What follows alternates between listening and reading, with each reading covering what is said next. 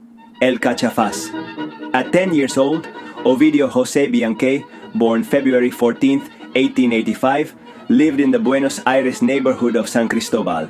His father, Antonio Bianque, had Italianized his surname to make it sound more familiar in a context where 80% of surnames were Italian, changing it to Bianchetti. He rented a house on Rioja Street, near today's Gritzel Dance Hall.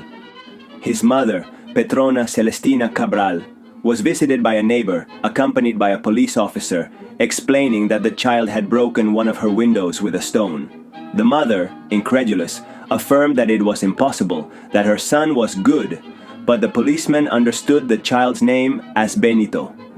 Soon, the father appeared, agreeing with the neighbor, saying that his son was a scoundrel, Cachafaz in Spanish. This led to how our character became known in history, Benito Bianque, El Cachafaz.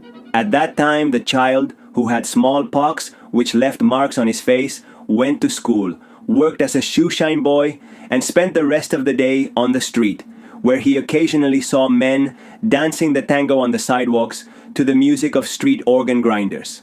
He observed them when he had the opportunity to be alone at home, as his father worked in a cigarette factory and his mother went out to run errands.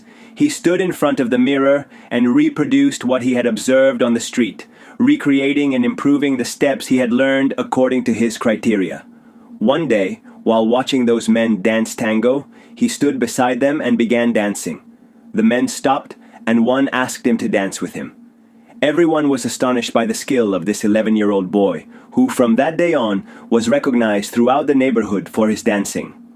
At 18, he left his parental home and moved to Pergamino, where the government incentivized young people who wanted to settle and work there.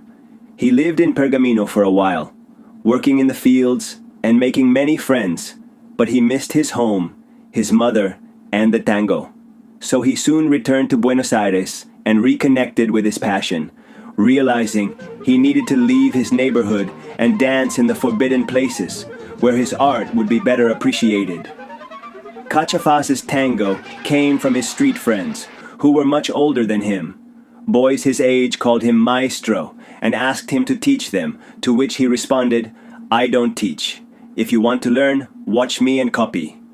At that time, he also began to associate with essential characters in the history of tango, such as Francisco Canaro, with whom he was very close, Carlos Gardel, Discepolo's father, Ernesto Poncio, author of the tango Don Juan, Rosendo Mendizábal, author of El Entrerriano, and many more. Tango was transforming. Born in marginalized neighborhoods, it now sought acceptance from the wealthier classes. This began to happen in the first waitresses' cafes, proliferating in the La Boca neighborhood, where patrons could drink coffee and alcoholic beverages. Listen to the pioneers of tango music transitioning from the primitive tango of the Guardia Vieja to the more elaborate tango of the Guardia Nueva, such as Francisco Canaro, Vicente Greco, Genaro Esposito, Roberto Firpo, Arturo Bernstein, and even Dance with the Waitresses. It was 1903, and El Cachafaz frequented these places, not to dance but to watch. In those places, the tango dance was also being recreated daily. The dancers watched each other and produced choreographic innovations, inheriting techniques from the past and being inspired by the new music.